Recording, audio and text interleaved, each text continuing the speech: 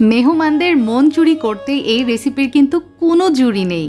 বাসায় যতবারই এই স্ন্যাক্সটা বানিয়েছি না কেন, সবাই আমার প্রশংসায় পঞ্চমুখ আলহামদুলিল্লাহ। হাতের কাছে জাস্ট কয়েকটা ইনগ্রিডিয়েন্টস থাকলেই আপনিও আমার মতো বানিয়ে নিতে পারবেন এই মজার ক্রিস্পি স্ন্যাক্স রেসিপি। এটা পেটিসও বলতে পারেন, তবে বাচ্চাদের টিফিনে, বিকালের নাস্তা অথবা চায়ের সাথে কিন্তু জমে যায় একদম। এটা ফ্রিজে সংরক্ষণ করতে পারবেন প্রায় 2 থেকে 3 দিনের মতো, আর আগের দিন বানিয়ে ফ্রিজে রাখলে পরের দিন বাচ্চাদের টিফিনেও কিন্তু ইজিলি দিয়ে দিতে পারবেন। আর বক বক করছি না, এখন সরাসরি চলে যাচ্ছি আমার কিচেনে। একটা পাত্রে আমি চিকেনের লেগ পিস নিয়ে নিয়েছি, 1 চা চামচ সয়া সস, একটা লেবুর ফালি, 1/2 চা চামচ আদা এবং রসুন বাটা এবং সামান্য লবণ দিয়ে চিকেনটাকে সিদ্ধ করে নিচ্ছি। মাংস সিদ্ধ হয়ে গেলে ছুরি দিয়ে ছোট ছোট পিসেস করে কেটে নিয়েছি কাঁচামরিচ, ক্যাপসিকাম, গাজর এবং তার সাথে আরও নিয়েছি পেঁয়াজ কুচি। পেঁয়াজ কুচি কিন্তু একটু বেশি করে নেওয়ার চেষ্টা করবেন। এখন একটা প্যানে দিয়ে দিচ্ছি 2 টেবিল চামচ পরিমাণ সয়াবিন তেল, তাতে দিয়ে দিচ্ছি তেজপাতা, এলাচ, দারচিনি এবং লং। মশলাগুলো থেকে সুন্দর একটা স্মেল বের হইলে পেঁয়াজ কুচি দিয়ে দিব, 1 মিনিটের মতো ভেজে নিচ্ছি। তারপরে অ্যাড করে দিচ্ছি কাঁচামরিচ আর তার সাথে গাজর।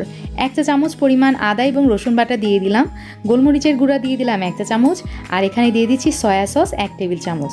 সব কিছু এখন খুব ভালোভাবে আবারও ভেজে নিচ্ছি 2 মিনিটের মতো। লবণ দিয়ে দিলাম স্বাদ মতো, বুঝে দিবেন কারণ আমি কিন্তু এখানে সয়া সস ইউজ করেছি। লবণ দেওয়ার পরপরই অ্যাড করে দিলাম চিকেন এবং ক্যাপসিকাম। সো তার সাথে আরও দিয়ে দিলাম 1 টেবিল চামচ পরিমাণ টমেটো সস। 1 মিনিটের মতো ভেজে নিয়ে দিয়ে দিব গরম মশলা 1 চা চামচ এবং 1/2 কাপ পরিমাণ তরল দুধের মধ্যে 2 চা চামচ কর্নফ্লাওয়ার মিক্স করে আমি এই মিক্সচারের মধ্যে দিয়ে দিলাম। 5 মিনিটের মতো ভেজে নিয়ে নামিয়ে নিব। আমার চিকেনের পুর কিন্তু একদম রেডি। এখন একটা বাটিতে 2 টেবিল চামচ আমি বাটার নিয়েছি, তার সাথে নিয়ে নিচ্ছি সাদা তেল অর্থাৎ সয়াবিন তেল 2 টেবিল চামচ। এখন মাইক্রোওভেনে আমি এটা হালকা গরম করে নিব 30 সেকেন্ডের জন্য। 30 সেকেন্ড পর দেখতেই পাচ্ছেন বাটারটা গলে গিয়ে তেলের সাথে একদম মিশে গেছে। সো এটা একটা সাইডে রেখে দিচ্ছি। আর এখন আমি নিয়ে নিচ্ছি পেস্ট্রি শিট। এই পেস্ট্রি শিটটা যে কোনো সুপার শপে বা গ্লোসারি শপে আপনারা পেয়ে যাবেন, লাইক স্বপ্ন, আগোরা। আর এইগুলো এই পেস্ট্রি শিটের সাথে আপনারা অনেকেই পরিচিত। যাই হোক, আমি এখন এই পেস্ট্রি শিটটা একটার পর একটা লেয়ারিং করে নিব। ফার্স্টে একটা লেয়ার করেছি এবং বাটারটা স্প্রেড আউট করে দিয়েছি সব জায়গাতে একদম সুন্দরভাবে। আবারও আমি 3rd টাইম লেয়ারিং করছি, দেখতেই পাচ্ছেন। বাটারটা চারিপাশে ব্রাশ করে দেওয়ার পর আমি আবারও আরেকটা পেস্ট্রি শিট দিয়ে দিচ্ছি। এভাবে আমি রিপিট করব 6 টাইমস। এখানে আমার 6টা পেস্ট্রি শিট আছে। সো একটার পর একটা লেয়ারিং করে দেখতে পাচ্ছেন বেশ মোটাই হয়েছে। এখন যেটা করব, আমি একটা ছুরির সাহায্যে এই মোটা পেস্ট্রি শিট আমি 4 ভাগে ভাগ করে নিচ্ছি।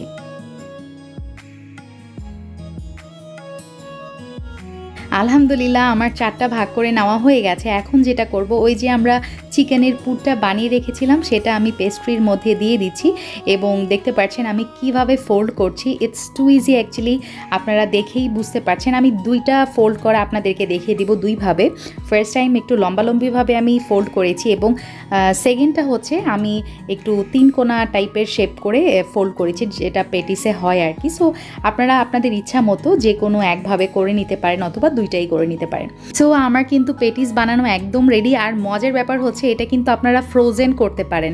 এভাবে একটা প্লেটে, ছড়ানো প্লেটে 2 ঘন্টার জন্য ডিপ ফ্রিজে রেখে দিবেন এবং 2 ঘন্টা পর একটা জিপলক ব্যাগে অথবা এয়ারটাইট বক্সে রেখে প্রায় 1 মাসের মতো ভালো থাকবে। আমি এখন কয়েকটা পেটিস বেক করব। ডিমের কুসুম এবং ওপর দিয়ে তিল ছিটিয়ে দিয়ে 180 ডিগ্রি সেলসিয়াস টেম্পারেচারে 25 থেকে 30 মিনিটের জন্য বেক করে নিচ্ছি। অর্থাৎ আমার মতো গোল্ডেন ব্রাউন কালার এভাবে চলে আসলেই ওভেন থেকে বের করে নেবেন।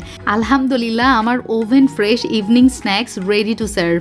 এটা মাথা নষ্ট করার মতো মজা, এতটাই মজা। যাই হোক, এই স্ন্যাক্সের এখন সাউন্ডটা আপনাদের সঙ্গে শেয়ার করছি।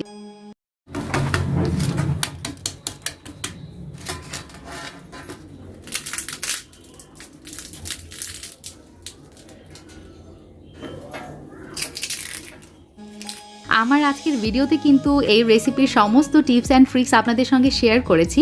এই রেসিপির সমস্ত টিপস অ্যান্ড ট্রিক্স ফলো করলে আমার মতো কিন্তু আপনারা 100% রেজাল্ট পাবেন। আর দেখলেন তো কত ইজি ছিল এই রেসিপিটা। নতুন এবং ইজি রেসিপি নিয়ে আবার হাজির হব। সেই পর্যন্ত আল্লাহ হাফেজ, আসসালামু আলাইকুম।